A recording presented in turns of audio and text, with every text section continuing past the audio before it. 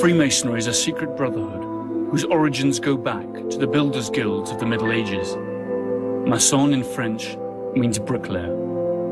It was born out of the need of these craftsmen to aggressively protect their skills, and by doing so, to maintain their status and livelihoods. In addition, their secrecy helped save their brethren from official persecution, since many of the Masonic ideals clashed head-on with those of the Church in Rome. By the end of the Middle Ages, Masonry had evolved into Freemasonry, or Free and Accepted Masons. Free for not admitting slaves or serfs into their ranks, and accepted for now accepting not only builders, but also anyone who swore allegiance to their rules.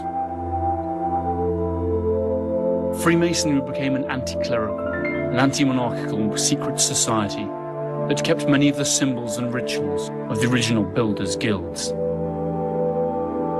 Though it became a civilian social organization with avowedly humanistic objectives, on many occasions its operations were secret and unmistakably political. Secret societies are no different to any other group in our world. They have a hierarchy of control. They have community-spirited events and rituals. They hold a series of belief systems just as any religion or political party. But the big difference is that they keep their hierarchy, events, rituals and belief systems a secret. They hide them in code, cipher and symbolism. And it has been this way for millennia. And so, we have a modern, worldwide secretive brotherhood, outwardly claiming fraternity and equality, being the culmination of millennia of mystery traditions and vague to say the least about its own origins. Most of those who have made serious studies of the rituals and symbols, beliefs and traditions within the Masonic Lodge have come to the same conclusion, that it is a continuation of the underground stream that has gone through the various periods of world history.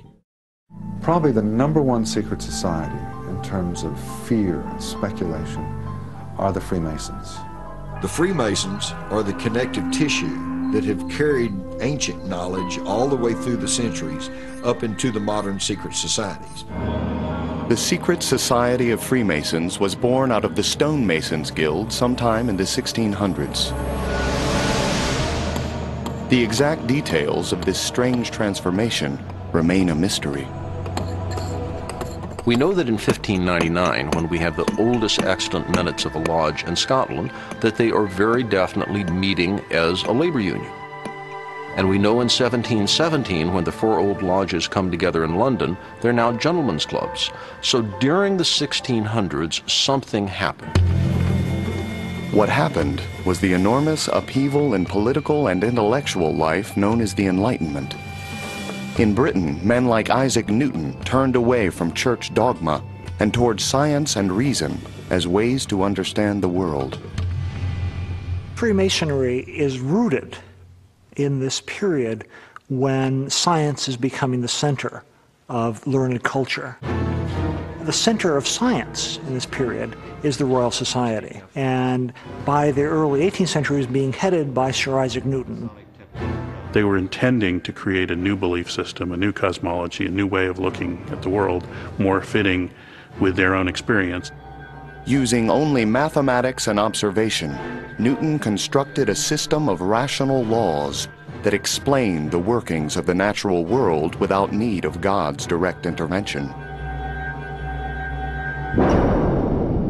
But for Newton, the laws of gravity and motion did not explain everything. Newton and Freemasonry share things, not only of a view of the world, which is mathematical, which is scientific, but also an interest in the ancient world and the mystical origins of humanity. The emerging American Freemasons were strongly influenced by the Rosicrucians, another secret society that was created in Germany in the early 15th century for the study of the hidden arts. The American Freemasons adopted many of the Rosicrucians' mystical ways, as well as their Greek and Egyptian symbols. The reason a lot of the ancient knowledge had to be kept secret was simply because the knowledge they had would have empowered the people. And that is not what the ruling leadership desired. Over time, the gentlemen displaced the workers, and in January 1717, at a pub in London, Isaac Newton's friend Jean Desalliers founded the first Freemason Grand Lodge.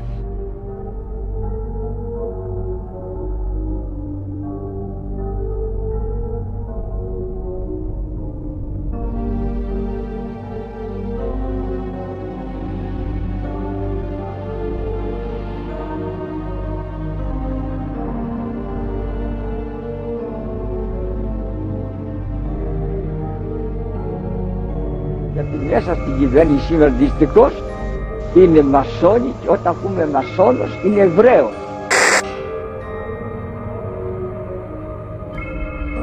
Σήμερα, μέσα στους πολιτικούς φορείς, έχουμε τέκτονες. Παντού, κύριε Τράντε, για να μην τα εξαιρέσει, παντού και πάντα. There are people in Sweden who support Israel and have a deep sense of the injustice of the present situation. It's these people who give hope to those who still believe that things will get better here. One of them is Barbara Spector, a former American who made Aliyah and then 10 years ago, with the help of the government of Sweden, set up a non-denominational institute of Jewish learning with the Greek name of Paideia here in Stockholm. She believes the current wave of anti-Semitism in Sweden will pass and that Jews have an important role to play in a country undergoing profound change. I think there's a resurgence of anti-Semitism because at this point in time, Europe has not yet learned how to be multicultural. And I think we're going to be part of the throes of that transformation, which must take place. Europe is not going to be the monolithic societies that they once were in the last century. Jews are going to be at the center of that. It's a huge transformation for Europe to make. They are now going into a multicultural mode, and Jews will be resented because of our leading role.